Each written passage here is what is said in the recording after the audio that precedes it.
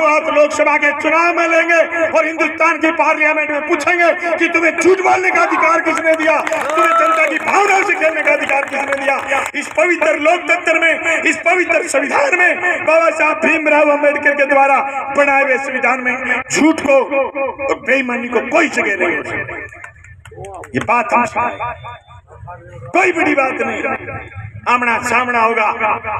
अब रण होगा और रण इतना मजबूत होगा कि घनघोर लड़ाई लड़ेंगे और दिल्ली की पार्लियामेंट में जाएंगे, वहां भी मां की बात भी उठाएंगे और किसान के अच्छे भविष्य की बात भी करेंगे। क्या मजाक है, सुजानगढ़ से लेकर के भादरा तक, नौर से लेकर के ठेठ चूरू तक और आपके रतनगढ़ से लेकर के पल्लू तक, ऐसा 25 साल में कोई काम नहीं गिनवा सकते मौजूदा एमपी कि ये हम दिल्ली से सपे से लेकर के आए और इस इलाके की जनता को फायदा हो गया।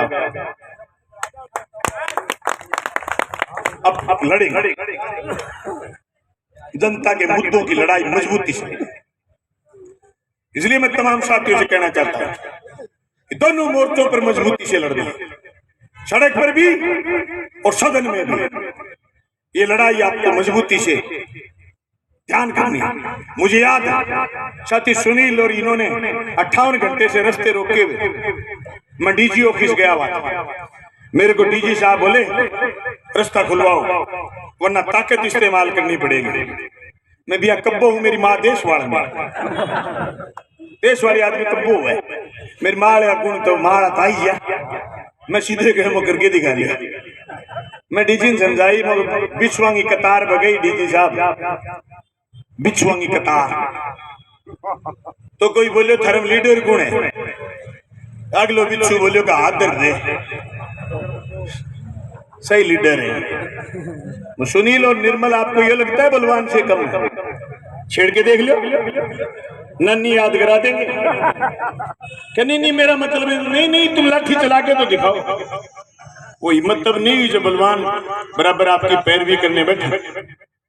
5 मिनट होने के मंदिर मार के लठना कटा दिया, बन के हटाया को नहीं। 18 में गया, 17 अक्टूबर में, नवंबर में उठा काट दिया, बड़न गोंदिया जयपुर, बांड की नदी को उठा टिपा दिया। दोस्तों, इन चीजों की इंपोर्टेंस, इन चीजों की गंभीरता आपको समझने की जरूरत है। इसलिए सड़क से लेकर सदन तक लड़ाई जारी होगी और लड़ाई घनघोर लड़ेंगे और मजबूती से लड़ेंगे। कोई ये कह दे कि लड़ाइयां पैसों से जीती जाती हैं, मैं पूर्ण रूप से इस बात के खिलाफ हूं। जिस दिन मैंने अब की बार चौथा विधानसभा का चुनाव लड़ने की तय करी थी, आचार संहिता लगी थी, उस दिन बलवान पुनिया के खाते में मात्र 2000 रुपए थे और मैंने झाग गिरा दिए करोड़ों रुपए लगाने वाले लोगों को। रोता फिरे, जीत गया तो भी मुंह उतारिया फिरे, करोड़ों रुपया लाग गया और हमारा एक एक पैसा जनता ने दिया और जनता ने चुनाव लड़ा।